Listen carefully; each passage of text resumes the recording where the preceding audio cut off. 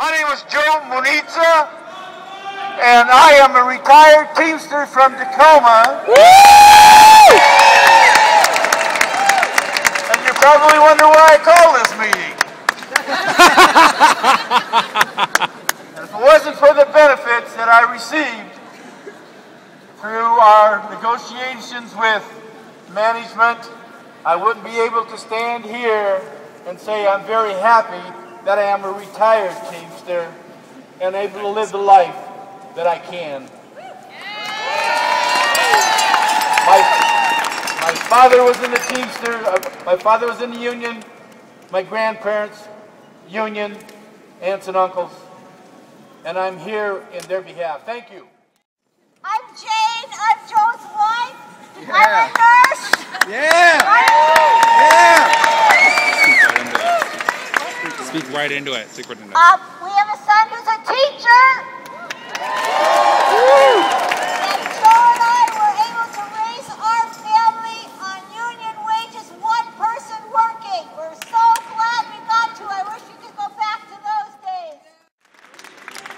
We have a message for Governor Walker here today, because he has said that if we don't back down, he's going to fire 1,500 public employees in the state of Wisconsin. That's his threat. How dare him threaten us after he's caught on tape admitting that he is going to send provocateurs into the crowd, right?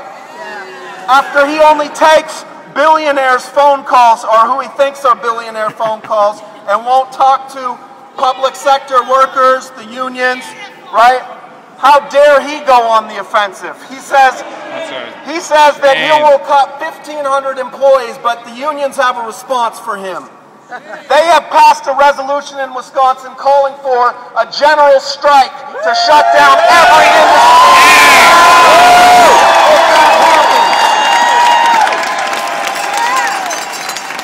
And while we have a lot to learn from Wisconsin, we also have something to teach, because our history here in Seattle is the fact that this was the first city in the United States to lead the general strike in 1919.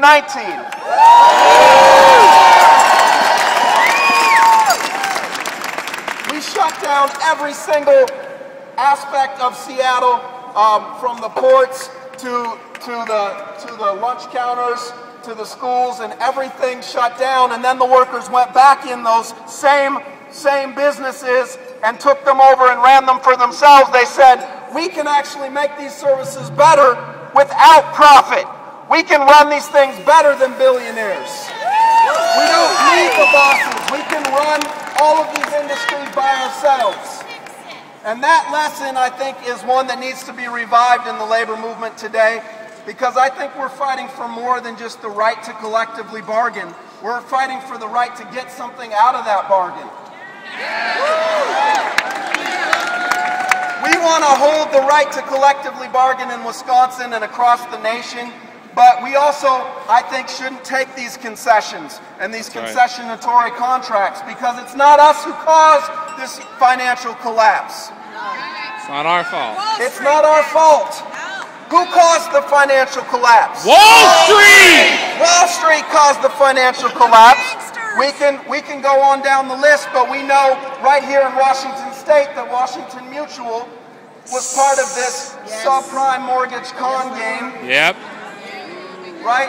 And they should be held to pay. That's right. That's right. Any dollar is cut from a public school, before we lay off any teachers in Washington State, before we cut the pensions of firefighters, before we cut the pensions of any public employees, we need to make Washington Mutual, Bank of America, Citigroup, Chase, these people pay.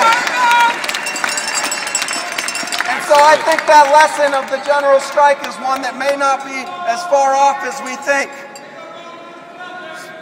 So we'll say, workers united will never be defeated. The workers united will never be defeated. The workers united will never be defeated. The workers united will never be defeated. The workers united will never be defeated. The workers united will never be defeated. The workers united will never be defeated. The workers united Will never be defeated. The workers united Will never be defeated. The workers united Will never be defeated. Yeah! Woo!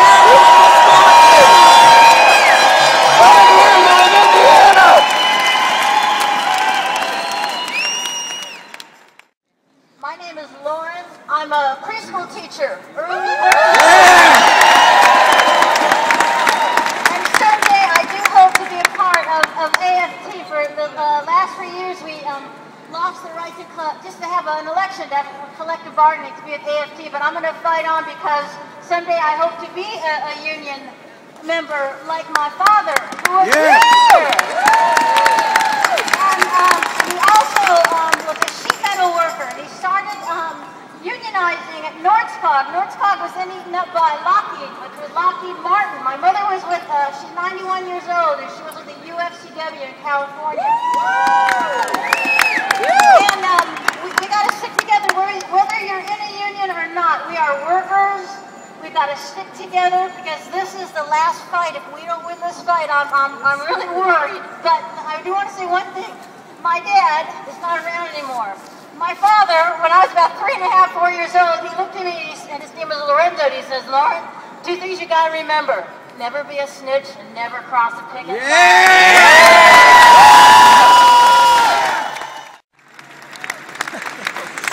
Hi, my name is Faida.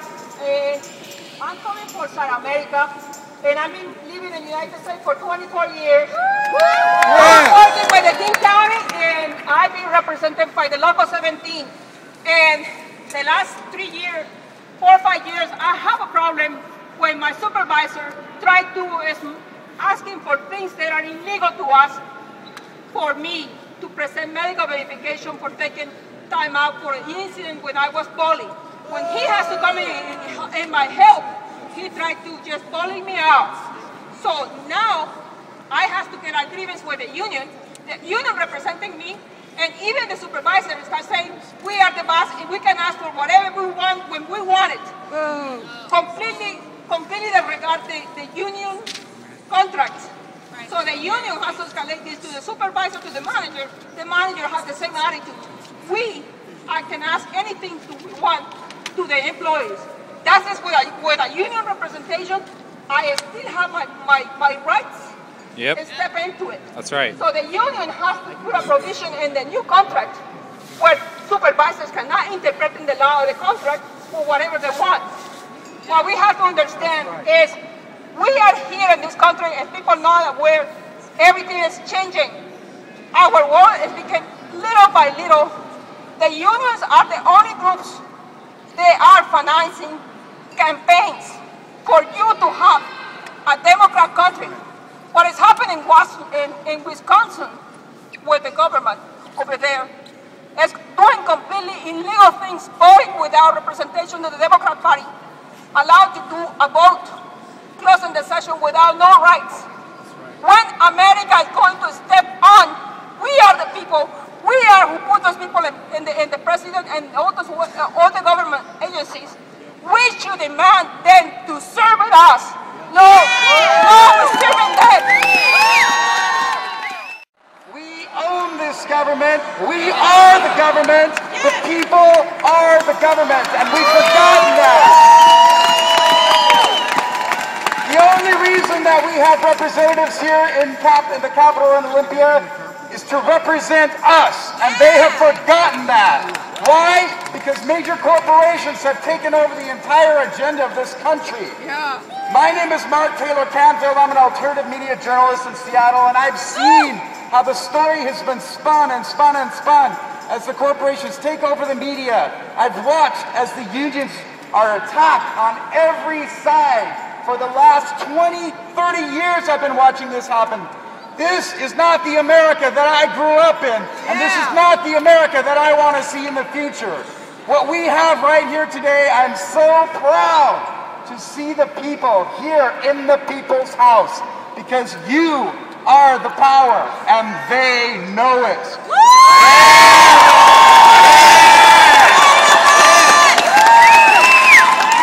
I happening today, and we can thank the folks in Wisconsin, but there have been people who have been working really hard for decades now to counter this takeover. And finally today, we have our voice. This voice of the people is what's changing the world today. If you've noticed in the news that we're getting, it's happening not just in this country, but all over the world. A democratic movement for change. This is a popular movement. It doesn't matter what your politics are, where you came from. We're all together in this, and we should stand proud today because you're showing our state legislators and the governor that we're not going to back down. We're not going to give in, and we're not going to let them wipe out the middle class, take away the income of working families, kick people off welfare into the streets so they can do what? We need a future. And every time a group like this gets together, you're creating that future. I want to thank every one of you here today, and I hope that you stay as long as you can.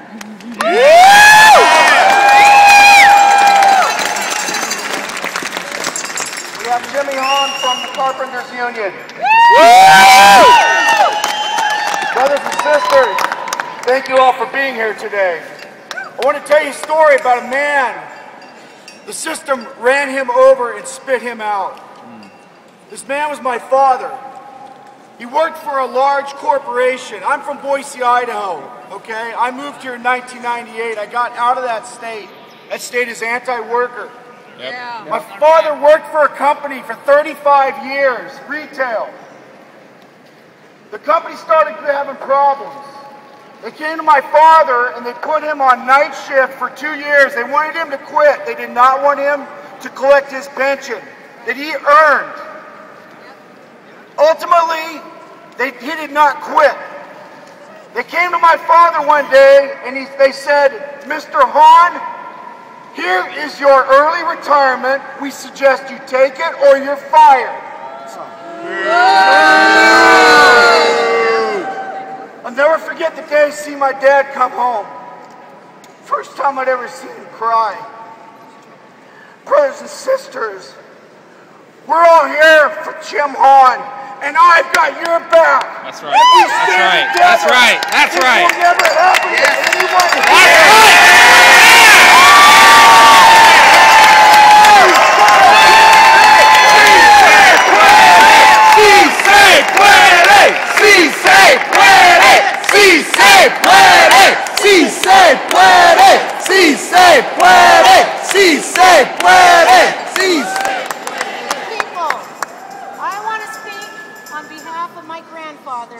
that died, an old man in a veterans hospital that was one of the last men in the Meat Packers Union at high grade in Tacoma.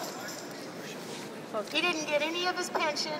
He was getting ready to retire. Getting ready to retire right at the time.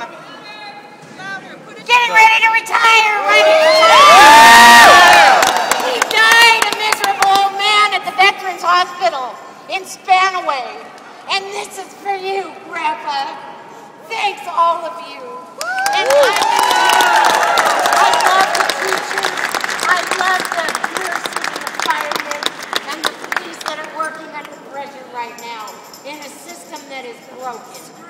So rather than break it the rest of the way, why don't we use our brains and figure out how to fix it?